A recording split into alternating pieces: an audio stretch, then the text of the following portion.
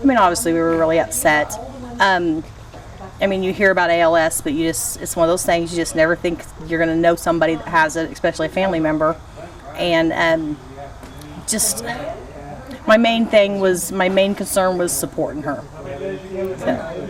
How tough is that? I mean, you know, one of the things I'm trying to get across to people is to show just how tedious things are, just the things that a lot of people take for granted. Yeah.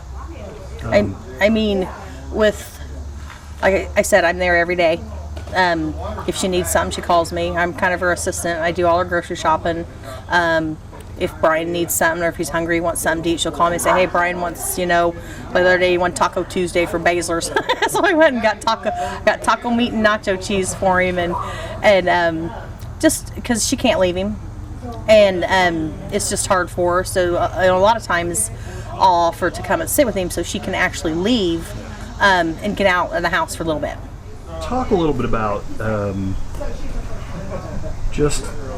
you see them together, and she and he both have basically said they're making the best of the time. They know what the score is, and they're going to make the best of the time they have together. Talk a little bit about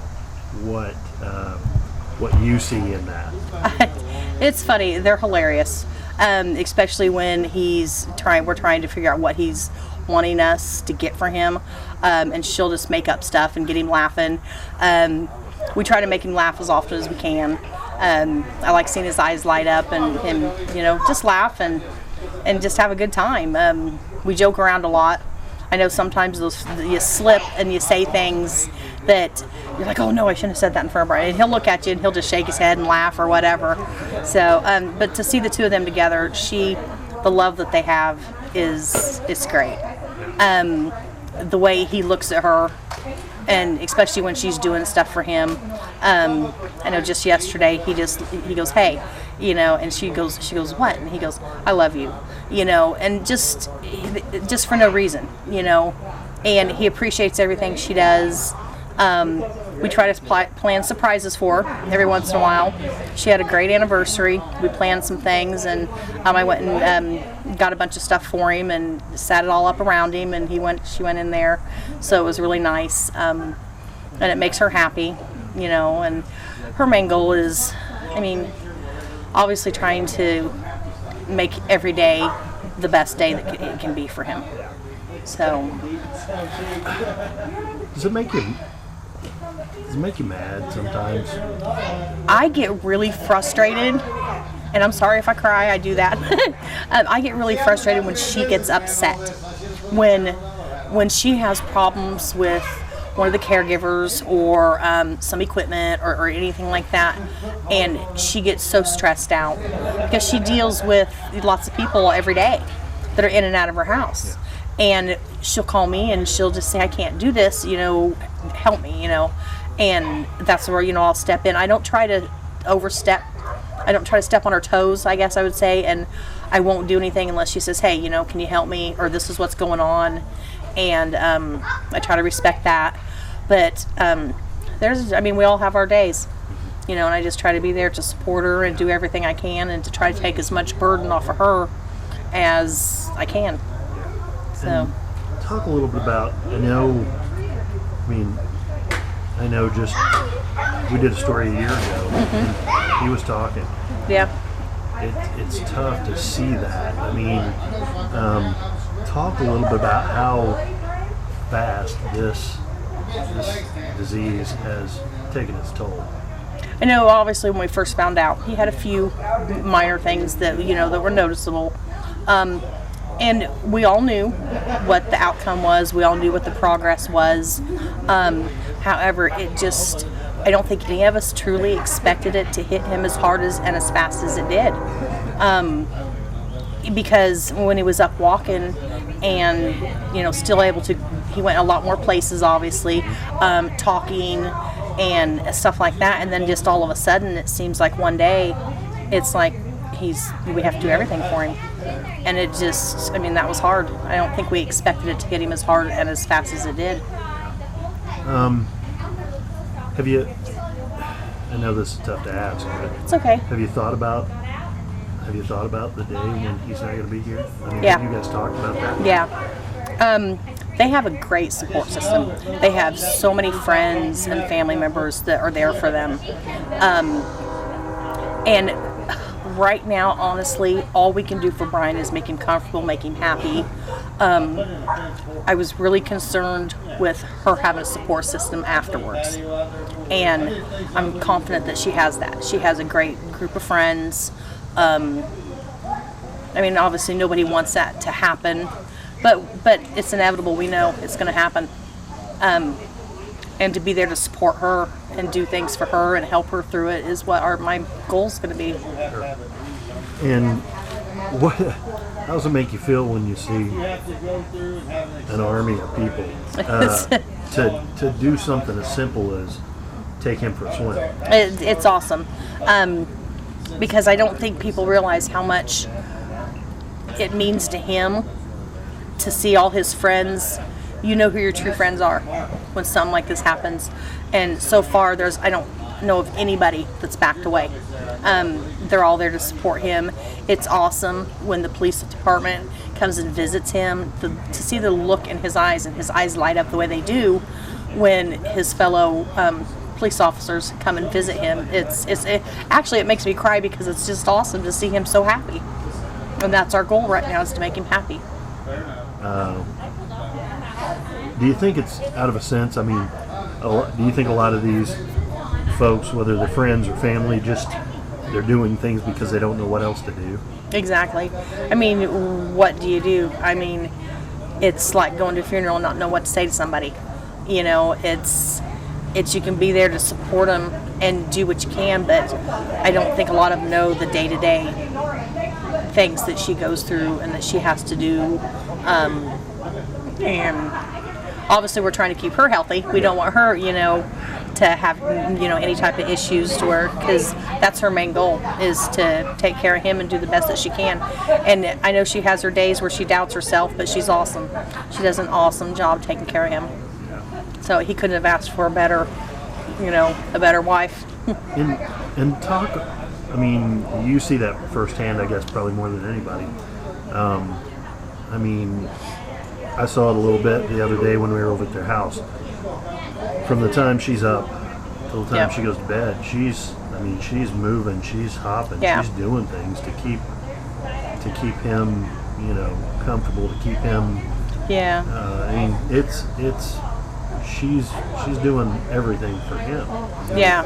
It's no easy task. No, it's not, and that's why we try to do things for her.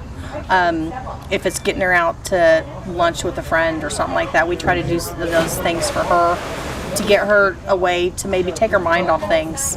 We had a girls' spa day one day. We just went and had no clue. We went and kidnapped her and said, hey, this is what we're doing. And we had a friend of his said he'd stay with him, and he stayed with him, and we went and got massages, our nails done, or everything, and just to get her mind off things. And she really enjoyed that. So. What do you think these little things like this, mean to Brian? I think he appreciates them. I think he appreciates everything we do. I know that when he's got his iComputer, he's using that. I'll get a text every once, and he'll say thank you, and I'm not doing it for any type of reward or thank you. I'm doing it because I care, and I want to make him as comfortable as I can.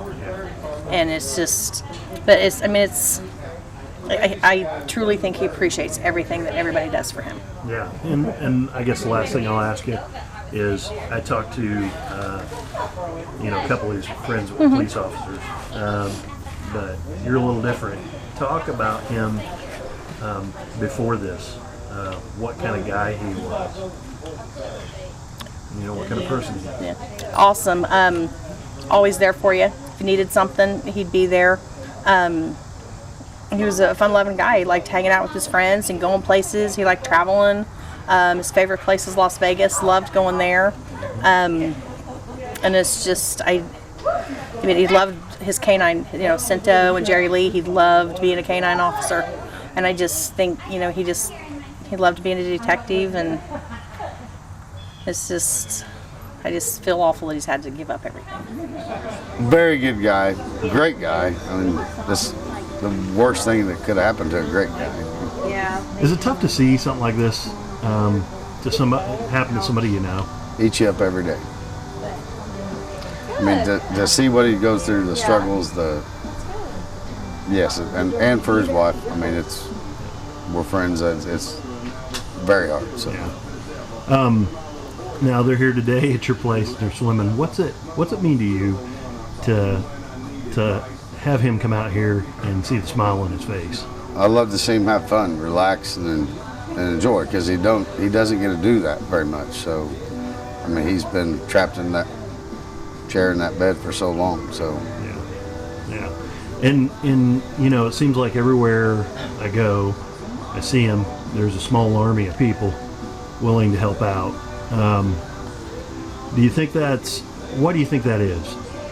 he has a lot of friends. I mean, you know, a lot of family, a lot of people that care about it, a lot of people that didn't know about ALS before he got it. I mean, I didn't know anything about it, and now we live it every day. So, and talk a little bit about that, because I didn't know a whole lot about it either.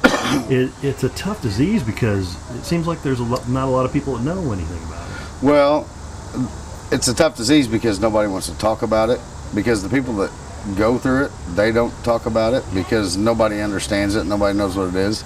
Since Brian's got it, I have discovered that two other friends of mine's parents have had it, and they struggled with that, and they didn't really talk about it. They talk about it with me because I know somebody's going through it. I can't say I understand what they went through, but I at least understand the disease, and that it's as bad as it gets. So, is it frustrating for you do you ever get mad when you see him in this situation?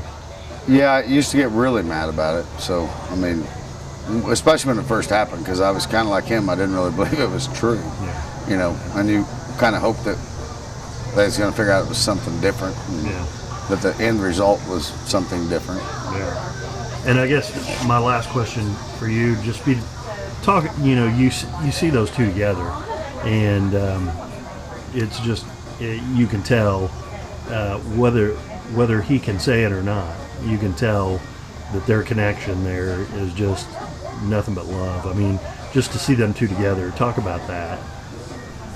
He has absolutely adored her from day one, has all along, her the same. I mean, I don't, and she is obviously going through a lot, he's going through a lot.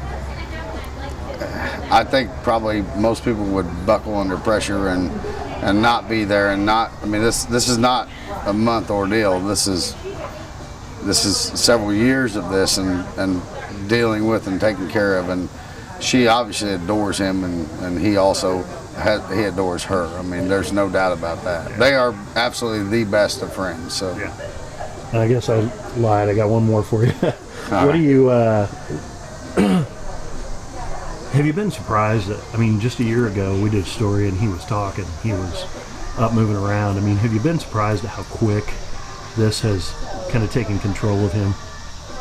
Yes, I mean, I have, but I've been there every day, so I've seen the progress, and I mean, I've seen that as it went. I mean, initially from his first experience, you know, when his back got hurt when he was running the triathlon or whatever it was he was running, to the time where his fingers started feeling, when he was doing paperwork, his fingers would start tingling, and then it's all led to this. But it did happen very fast. But I mean, you are surprised to see it almost every time, but you get, I'm not saying you get used to it, but you begin to know what to expect. Yeah. And have you thought about that time where there's just going to be one day when he's not here? No. I don't really think about that, to be honest with you. So. It's one of those things where, you know, everybody I talk to says he was one of the first guys that would come and help you out if you ever needed help. I mean, I could call him for anything, and he would be there. The same with him. I mean, you know, we've been there, taking care of each other, and you know, helping each other as friends and this is no different. He wants to have a good time. We're here to have a good time, and and you know, he needed a bigger place to get on his wheelchair. We made him a bigger place.